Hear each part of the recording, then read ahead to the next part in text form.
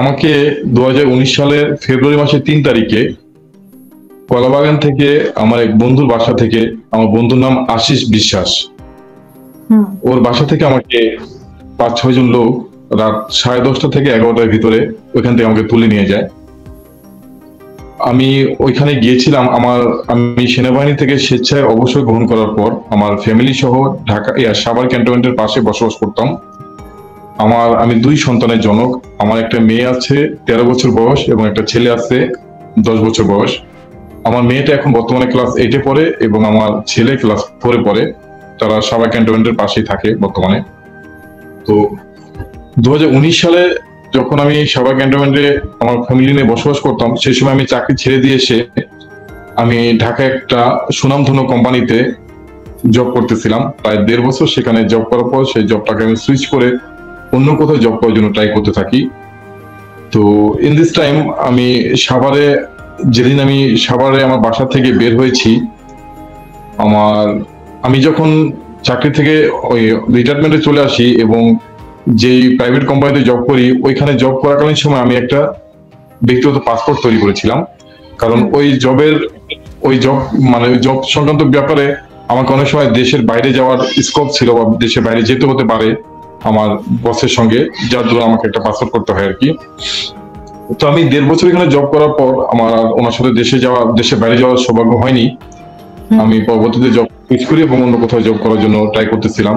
তো এমন এক সময় আমার বাসা থেকে আমি আমার মাকে বলে যে আমি পাসপোর্ট করেছি, এই পর্যন্ত কোথাও আমি যেতে পারিনি, আমি দেখি একটু ইন্ডিয়ার ভিসা করতে পারি কিনা, না হলে ইন্ডিয়াতে যাবো আর কি। তো এই কথা বলে আমি বাসা থেকে 2019 সালের ফেব্রুয়ারি মাসের 3 তারিখ, সেদিন রবিবার ছিল, আমি বের হয়ে আসি। তো আমার মা আমাকে 4তলা বাসা থেকে আমার সাথে সিঁড়ি বেয়ে আমার মা আমাকে নিচে এসে এগিয়ে দিয়ে যায় এবং আমি বাসা থেকে বের হওয়ার পরে আমি উপর দিকে তাকিয়ে বেলকনিতে দেখতেছিলাম যে আমার ছেলে মেয়ে আমার দিক তাকিয়ে আছে এবং বলতেছিল যে, বাবা তুমি তাড়াতাড়ি এসো, আমাদের জন্য চিপস নিয়ে এসো। মানে বাচ্চাদের যে বায়না থাকে ছোটখাটো, এই কথাগুলো তারা বলতেছিল। তাই বললাম, ঠিক আছে বাবা, আমি তাড়াতাড়ি চলে আসবো, তোমার টেনশন করো না, আমি তাড়াতাড়ি চলে আসবো বলে আমি সাভার থেকে ঢাকা উদ্দেশ্যে রওনা হই। তো ঢাকাতে আসার পর আমার পূর্বে পরিচিত আশিস বিশ্বাস, যার দেশে বাড়ি ঝিনাইদহ, তাকে ঢাকায় এসে আমি ফোন করি যে আমি ইন্ডিয়ার ভিসা লাগাতে চাচ্ছি। ভাই আপনি তো মানে ভিসা সংক্রান্ত অফিসে তো আপনার যাতায়াত আছে, আপনি জানেন কিভাবে লাগাতে হয়, আমাকে একটু হেল্প করেন। সেই সময় আশিস বললো যে, ভাই আমি এই মুহূর্তে তো বাসায় নেই, আমি একটু বাসার বাইরে আছি, আমি বাসায় ঢুকলে আপনাকে ফোন দিব না, তখন আপনি আইসেন।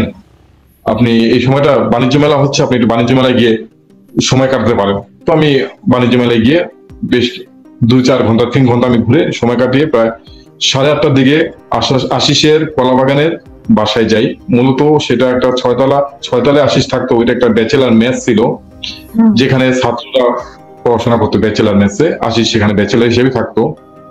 এর আগেও আমি 2-3 বার ওই মেসে গিয়েছিলাম আশিসের সাথে দেখা করতে, বা যেহেতু স্টুডেন্টরা ওইখানে মাঝে মধ্যে কার্ড খেলার বিষয় একটু আড্ডা দেওয়ার জন্য এর আগে আমি গিয়েছিলাম, যার কারণে ওই ম্যাচের অনেকে আমাকে চিনে।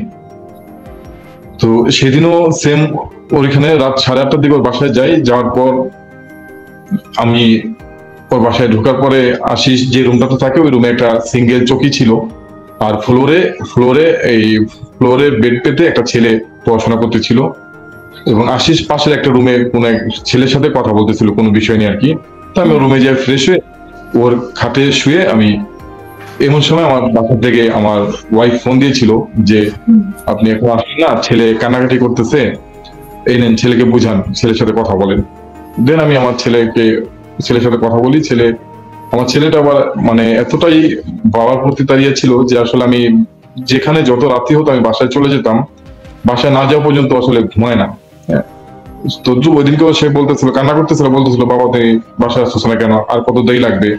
তখন আমি ছেলেকে বললাম, বাবা আমি আসলে যে কাজে আসছি কাজটা তো শেষ হয়নি বাবা, আমি কালকে তাড়াতাড়ি কাজটা শেষ করে বাসায় চলে যাবো, তুমি বাবা কান্না করো না, আসলে আমি তোমার সাথে পাবজি খেলি। তখন আমি অনলাইনে ছেলের সাথে মোবাইলে পাবজি খেলতেছিলাম। এটা বলে ওকে সান্ত্বনা দিয়ে ওকে মানালাম, মানে ওর সাথে আমি এই আশিসের সিঙ্গেল খাটে শুয়ে পাবজি খেলতেছিলাম।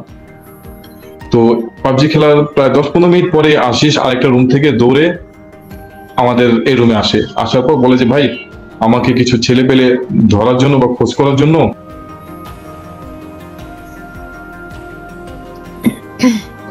যদি আপনাকে জিজ্ঞেস করে আপনি বলেন যে আমি বাসায় নেই।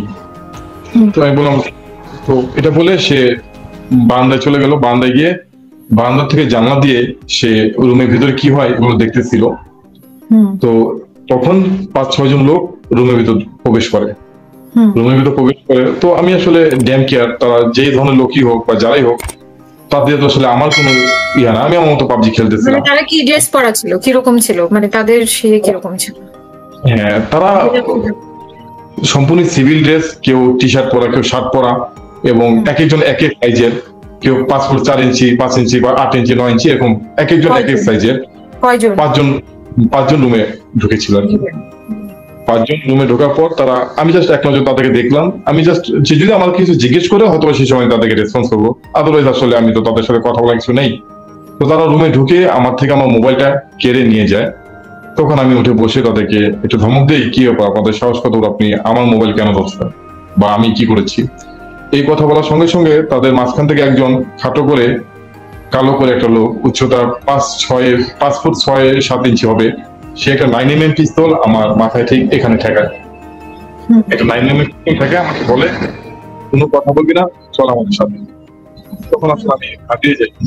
আর নিচে ফ্লোরে বসে যে ছেলেটা স্টাডি করতেছিল, ও যা হতবাক হয়ে দেখতেছিল আর কি।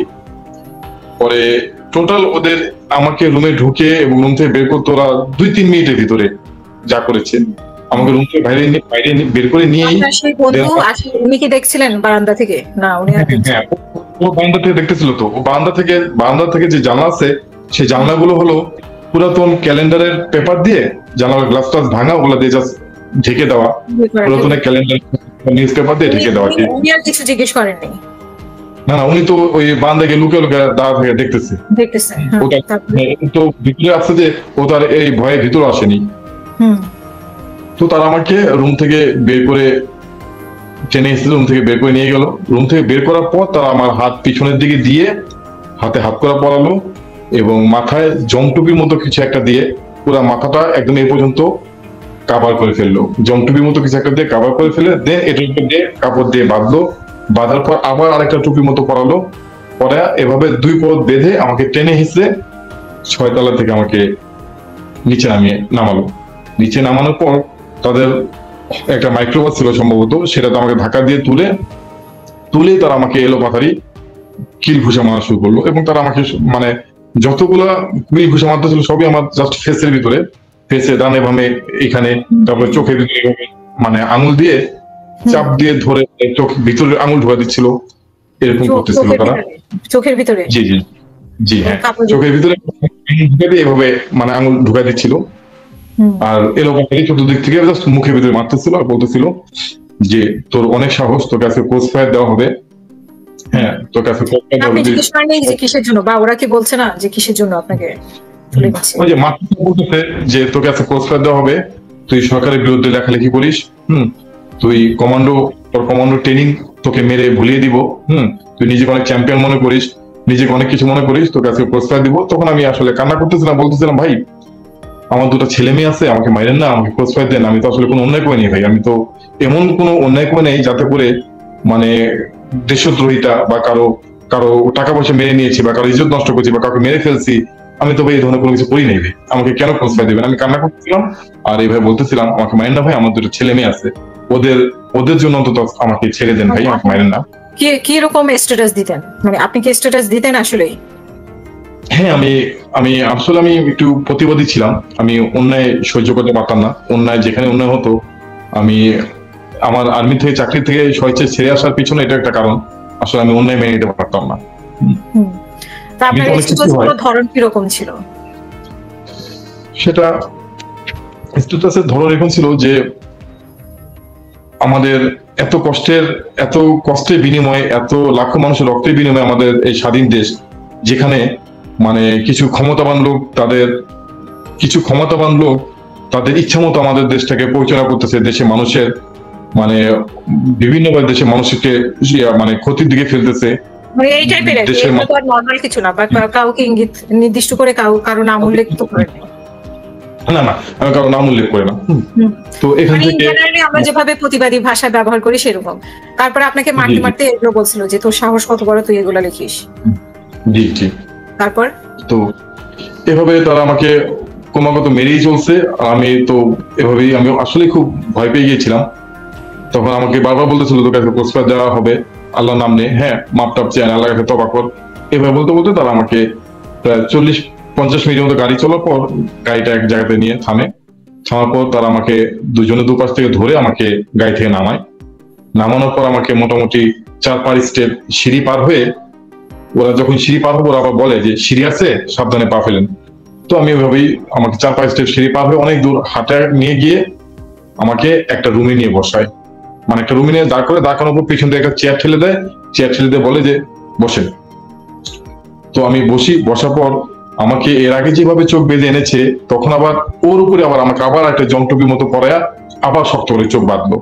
তো ওই রুমে বসার পর আমি অ্যারোসল এবং এয়ার ফ্রেশনারের স্মেল পাচ্ছিলাম রুমটার ভেতর থেকে, হুম এবং কান্না করতেছিলাম। তো 10-15 মিনিট পর বসে থাকার পর হয়তো ওদের ঊর্ধ্বতম অফিসার কেউ আসলো আর কি, এসে আমাকে প্রথমে এসে উনি যেটা বললো যে মুকুল, আসলে তোমাকে ধরে আনা ডিজিএফআই এর কাজ না, ডিজিএফআই এই সমস্ত কাজ করে না, তোমাকে উপরে আদেশে ধরে আনা হয়েছে। হুম। তো আপনি যাই কি হোক, ভয়েসটা চিনতে পেরেছেন? আসলে না, এটা তো আসলে আমার পরিচিত ভয়েস না, আমি তো এই ভয়েস আগে কখনো মানে হচ্ছে শুনিনি। যে ওই জায়গাটা আপনি অনুমান করতে পেরেছেন, মানে আপনাকে যেখানে যেখানে রুমটা আর কি বা যে জায়গাটাতে নেওয়া হয়েছে। হ্যাঁ, আমি ওই, এটা কোথায় আমাকে নেওয়া হয়েছে বা কোথায়, আমি আপনার সাথে কথা ধারাবাহিকতা এক সময় আমি বলবো। বলবেন? হুম। আচ্ছা তো আমি তখনই প্রথমে ইস্যু হলাম যে দ্যাট মিনস আমাকে ডিজিএফআই ধরে নিয়ে আসছে। হ্যাঁ, প্রথমেই যখন ওই অফিসার আমাকে বললো যে আমাকে আসলে ধরে আনা ডিজিএফআই কাজ না, ডিজিএফআই সমস্ত কাজ করে না, বাট উপরে আদেশে আমাকে ধরে আনা হয়েছে। হুম। তো এই কথা বলার পর বললো যে আসলে তোমার দুর্দান্ত সাহস, তুমি অনেক সাহসী মানুষ, তুমি আর্মিতে অনেক ভালো তোমার জব ক্যারিয়ার ছিল, তুমি ইন্সট্রাক্টর ছিলা, তুমি মেকার অফ এলিট ফোর্স, তুমি কমান্ডো তৈরি করতা, কমান্ডো বানাইতা, তোমার জব এটা অনেক ভালো ছিল, জবটা ছেড়ে দিছো ইচ্ছাকৃত ভাবে, তোমার মতো লোক আর্মিতে দরকার ছিল, যেহেতু তুমি চাকরি করো নাই। তো বাইরে এসে অন্যান্য মানুষ যেভাবে স্বাভাবিকভাবে চলে, তুমি স্বাভাবিকভাবে কেন চলো নাই? তুমি কেন ভাই দেশের বিরুদ্ধে, সরকারের বিরুদ্ধে লেখালেখি করছো?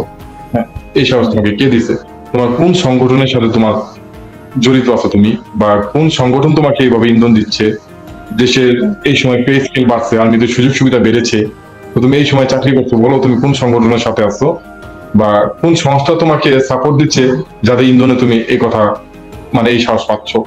আমরা তোমার সম্পর্কে সবকিছুই জানি। তুমি আজকে ইন্ডিয়া যাওয়ার জন্য বাসাতে বের হয়েছো, তুমি সকালবেলা তোমার ছোট ভাইয়ের সাথে কথা বলছো, হ্যাঁ, এবং আশিসের বাসায় গেছো, আমরা এগুলো সবাই জানি, ঠিক আছে? আর তোমাকে আসলে এই ধরনের ব্যাপারে আশিস, এটা তোমার তো বুঝতে আর অপেক্ষা নেই, আশিস জড়িত। আশিস আমাদেরকে ইনফরমেশন দিয়েছে, ওর কাছে ইনফরমেশন নিয়ে আমরা তোমাকে ধরছি এই কথা। তো বলার পর আমার মোবাইল নিয়ে নিল, মোবাইল থেকে আমার মোবাইল লক খোলার পাসওয়ার্ড চাইলো, মেল মেল চেক করলো, ফেসবুক টেসবুক এগুলো সমস্ত কিছু তারা একটা একটা চেক করতেছে, আর একটা তথ্য জিজ্ঞেস করতেছে। আমার মানি ব্যাগে এটিএম কার্ড এতগুলা কেন, কোন ব্যাংকে কত টাকা আছে। আসলে সে সময় আমার জাস্ট 3টা এটিএম কার্ড ছিল আমার মানি ব্যাগে, একটা সোনালী ব্যাংকের যেখান থেকে আমার পেনশনের টাকা আসবে সেখানকার, আর আরেকটা ছিল ট্রাস্ট ব্যাংকের এটিএম কার্ড, যেটা দিয়ে আমি আর্মিতে থাকাকালীন সময়ে বেতন স্যালারি ট্রাস্ট ব্যাংকের মাধ্যমে হইতো ওইটার। আর একটা ছিল ডাচ বাংলার এটিএম কার্ড, যেটা দিয়ে আমি যে প্রাইভেট কোম্পানিতে জব করতাম ওইখানকার স্যালারিটা এটা বাংলা অ্যাকাউন্টে হতো। এই